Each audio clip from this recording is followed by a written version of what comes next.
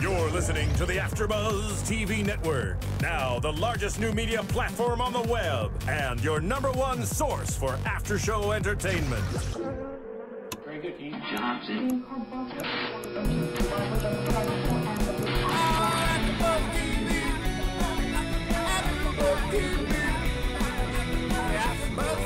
the AFTERBUZZ Studios in Los Angeles, California, this is AFTERBUZZ TV for Californication.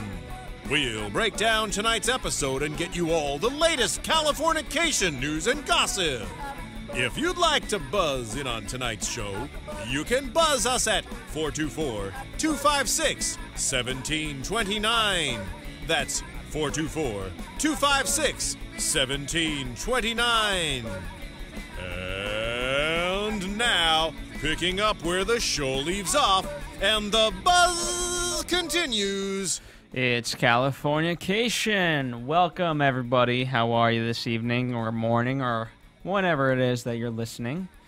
I am your host, Phil Svitek, and again, no co-host this week. I think what we're going to do is we have so many shows on Sunday night. I believe we're up to 11 now, jumping next week to 12.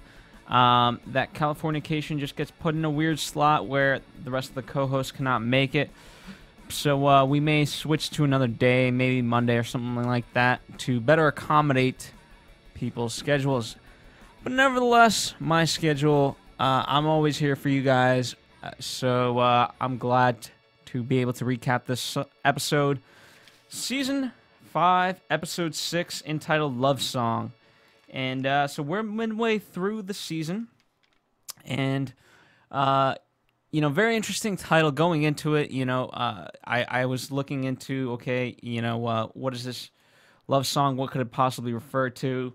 What is the connection? And, you know, I certainly did not expect an episode like this, although I really, really enjoyed it. It was, pacing-wise, it was a lot different. You know, right off the bat, we weren't dealing with Runkle or Becca or any of these things.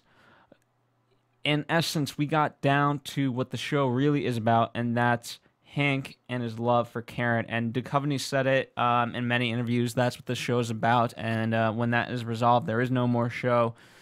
Tom Capinos, the showrunner, I haven't read too much on him, but I'm sure he shares the same sentiments. And part of the reason I think for that is because he lets David kind of be the poster child, since, you know, that's Hank, our main character, rather than Tom going out and being the public face of the brand, so to speak. So, yes, the very, very simplified episode, but so much deep emotion within that. So I really like that. I like how we sort of, you know, obviously this is Hank by design, creating his little clown mask with the sad face, asking for forgiveness, and again, how leave it to Hank, the writer, to come up with a symbolic thing. It's in many ways very meta. The fact that the writers are writing for a writer, and he's self-aware enough to give himself a sad clown face. But he's not let in to the house. And, you know, we knew this would come back later, at least I did, that, okay, this has to be somehow resolved, and this will come up in some sort of confrontation or whatever, and we see that obviously towards the end. But what sets this episode off is the fact that Kaylee and Hank have to write a song, and you know what? They the last episode they teased the fact that, you know, that Samurai Apocalypse knows that they're hooking up or whatever, and we've kind of been getting teased along this whole way with that. And you know what? The last thing we see before the credits open was, "Hey, come over to my house. Get here now. We gotta do this." And I don't know. I'm not one for those kind of cheap thrills, as I would like to call them.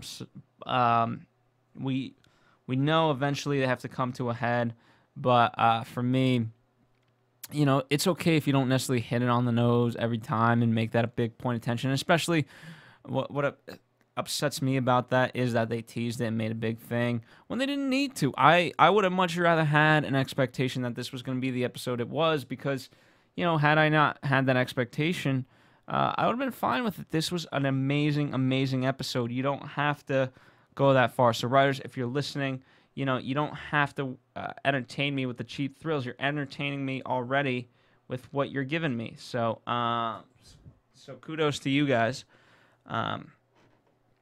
But yes, the problem that we find out is that no one can write lyrics, and as Samurai explains to Hank, a writer is a writer. It doesn't matter whether you're writing short stories, poems, scripts, novels, whatever. You're a writer. Write me a damn song. And I really like, them meaning Kaylee and Hank trying to describe the song of what it is. They say it's a love song, and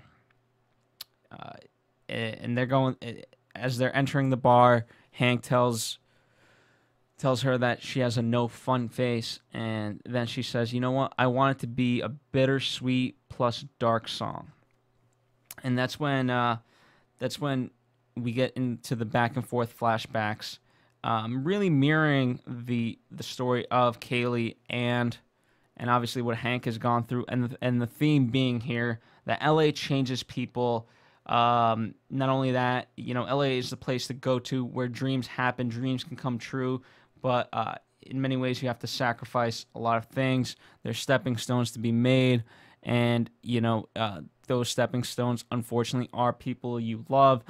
And so, in many ways, the concept being, don't get too attached, because they're not going to be there for you in the end. You'll have to get rid of them as you go along this journey of pursuing whatever it is you want to pursue. In the case of Hank, his writing, and in the case of our girl, it's her songs.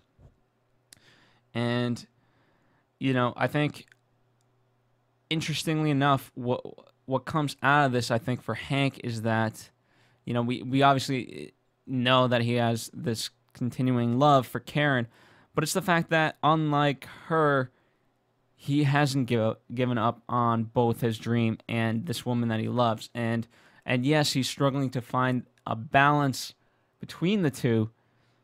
I'm not even going to try to argue that Hank is perfect, because he's by no means is. But nevertheless, he didn't give up on it. He stayed true to his dream, and he's continuing to do so. And you know what? In many ways, part of his whole persona is that he is this kind of laid-back person. Just by him taking this job of writing a song, something he's never done, shows that he's willing to go along for the ride. And in fact, that's what Karen says. That's the American dream. Go ride that wave while you still can. Whereas, where she has a much more, kind of, as she says, everything is a stepping stone. So in her, it's a progression of step 1, step 2, step 3, where he's much more like a river, free flowing and things like that. And he knows kind of where he wants to get to, but how he gets there is irrelevant. Where for her, she has to go down a certain path, and in many ways, I guess it could also could speak to their gender differences. Whereas women, especially in Hollywood, especially ones that are thought to be talented, that there's sort of a small range where, okay, before you turn, let's say, 30, you have to be someone. Otherwise, after that, you're considered old as a woman. And for him, he's a guy, so being older is thought of as sexy and things like that. And he's a writer, so he's not necessarily the face of anything. So we may be speaking to that, but at the same time, I think it's just kind of her, being young and just being selfish in many ways for her own good. And I'm not saying that's wrong. but we obviously see the pain that that her life has because she left, this guy who, as she said, she would have married him. Had she gone back, she would have married him, and who knows from there what would have happened. And the thing that she doesn't realize is there's no one person that can break your dream. Samurai. Now, the converse is also true. One person can make your career, and I think that's the reason why she went the route that she did, was because she sees Samurai and the successful career that he's had, and so she said, okay, if this guy's going to champion me, then you know what, I better go along for the ride because this is my chance. And as we remember from a few episodes ago, Hank tells her, well, basically, I think it was, I'm pretty sure it was episode 3. Don't quote me on that. But it's when they're in the car together and she's talking about, how many people she stomped to get to this place and things like that. And he says, well, you got here. There's so many people out there who haven't even gotten to this point. You've already gotten here, so that's worth something. By the way, really, really creative with the back and forth of Hank's life in the past, always, whether from going from a cup in the present day to a cup in the past, or a curtain, or the beach, or whatever. So I really, really love that. The imagery, one could not confuse what was going on. It was they made it so you understood every connection throughout the whole thing. And again, the whole thing was that LA changes people, and I really liked what Marcy said when Hank, Runkle, and their wives, for lack of a better term, were having dinner, or not dinner, whether it was dinner or lunch, whatever it may be, they were eating, and Marcy says, you'll don't worry, you'll love LA. All the people here are fake. That's what I like about it, and everything's a movie set. And all these people, whether or not they know it, are actors. I'm paraphrasing here again.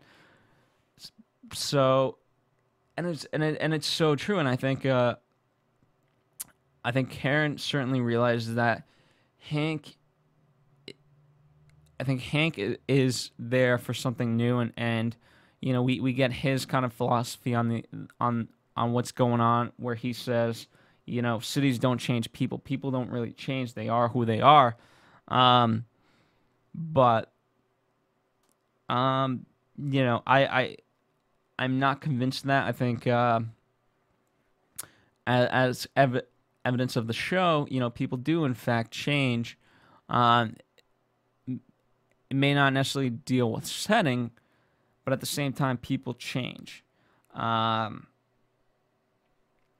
Which I thought that was very, very interesting. And what was really great for me was the notion of how it's always Hank kind of pushing this agenda, on it, and he stops in thinking about it once he's in that meeting with I forget the woman's name, but and she tries to make a move on him, and he gets out of there saying no, and that's when he wants to leave, because unlike Kaylee, he's not ready to give up on this woman. So, which I thought was a very, very nice contrast. And then what really made it ironic, obviously all of these memories spark this amazing, amazing song that Hank writes, which we hear later on, and it really was beautiful. I certainly wasn't expecting that after Hank was joking around, okay, what do you want me to rhyme? Love with dove, shove. And then you could shove that dove up your ass and call it a love song or something like that. And in the end, Hank being Hank comes up with a really amazing song. And where I was going with this was the fact that he's still hooked up with her once again, despite obviously these memories being triggered by Karen and him remembering him.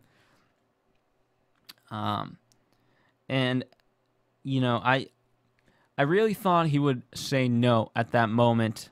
I was hoping myself for him to say no, but you know, I think she convinces him. Well, actually, let me backtrack. I think it could be the notion of, you know, he's very very nostalgic about what his life has been in writing this song. And one of the things I discussed in an episode or so ago was the notion of everyone's moved on but you. You know, and by having the door sort of slammed at the beginning of the episode for Hank means, okay, you know, I'm never going to be forgiven by this woman, the woman being Karen. So, you know what? I might as well move on. I'm making this deep connection with, excuse me, guys, with another woman here. We're writing a song together.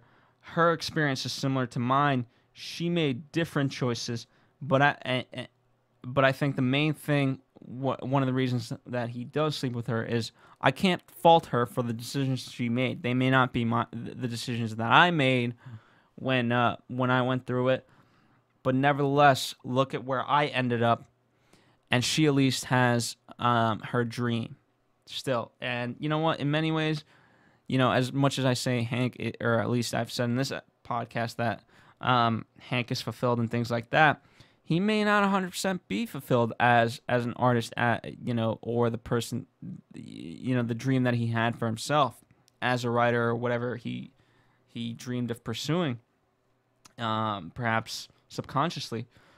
And so he might see that and be like, you know what, okay, maybe you were right and I was wrong. Maybe that's what came out of this whole, you know, him reminiscing on the past. And then, you know, we hear the song where, again, in the studio, Sam Roman makes a joke reminding us once again that, hey, did you guys sleep together? Oh, no, that's just me being paranoid. And again, you know, it's too late at this point, but I do want to just say, I think it's okay for the writers not to hit it so many times over the head. You know, we get it. It's fun and things like that. We understand Samurai's person, you know, a person that gets jealous and things like that, and goes off of instinct. And I think they put it in there more as like a comedic relief, because of the fact that Runkle wasn't featured in tonight's episode in the way that he normally is, where he is the comedic anchor for the show. But nevertheless, they hit up on that point, which, as I've said, we're at the midpoint of the season, so I think that will start coming to a head soon enough. But then we take a real unexpected turn, or at least from what I thought and predicted, and that's when Karen comes to the door. It's late at night after we come out of that beautiful song, transitioning into him just alone drinking, and there Karen is at the door saying, you know what, I've made a mistake. I don't know if I want to be with this man meaning Bates, you know, because he can't stop drinking. And they embrace, and then as we come to find from the teaser, they eventually sleep together. And it's always interesting how, you know, he's obviously gone through this emotional journey. I mean, when, you know, I've never written a song, but I have, you know, whether it's short stories or scripts, not too many of them, simply because of the fact that they are, in fact, very, very hard to write. And so by him having created this beautiful song, he obviously had to pour so much into it. And so he's gone through this emotional journey in his mind with Karen and things like that. And it's interesting how their life paths always managed to converge at the right moments. You know, although she didn't certainly write a song, nevertheless, you know that she went on some sort of emotional journey too. And who's to say that she didn't think of all these things that that Hank thought about, in her own sense, from her own perspective. And she's the one who convinced them to stay in LA and things like that. And so, now that he's back in LA, she may be thinking upon those very moments, because that is a very crucial point in their lives. She said, let's ride the wave. This may be the American dream. Let's do it. And so, nevertheless, she wants to be with Hank, and so there she is at his doorstep. And very, very, I don't have the right adjective, but for lack of a better term, fun way to end that episode. Everything, I mean, that's really, it really is a compliment to the writers, because I honestly can't find words for it, and because that's words can't exactly describe the flood of emotion at that point when they embrace, when she throws herself on him in the state of emotion that she is in. But that pretty much wraps up the episode. I'll get into predictions and things like that. But before I do that, let me take a quick commercial break. I'll get a drink of water, and then we'll do some predictions right after this. AfterBuzz TV. Hi, I was once like you, a lazy, angry loner whose only joy was watching TV and surfing the net. And, like you, after I'd see one of my favorite TV shows, I'd be so excited and have so many questions that I'd actually have to talk to my douchebag coworkers about it at the water cooler. Then I discovered AfterBuzzTV.com. AfterBuzz TV produces after-show webcasts and podcasts for TV series of all kinds, like post-game wrap-up shows for all your favorite TV shows. AfterBuzz TV hosts are industry insiders who break down episodes of shows, take calls from fans, and interview cast and crew from each series, with over 60 different after-shows, from Boardwalk Empire to American Idol to Vampire Diaries to Real Housewives, and more. Now, after a night of TV, I can ignore my stupid coworkers, who I hate, and go straight to my desk and watch or listen to all my favorite AfterBuzz TV after shows, and have all the TV fan interaction I need. Thank you, AfterBuzz TV. AfterBuzz TV. What do you want to buzz about?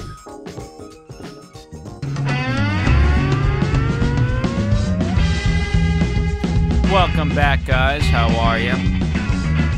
So, during the break, I thought of a really cool thing. I don't know if they planned it out this way, but what a great episode this was before Valentine's Day.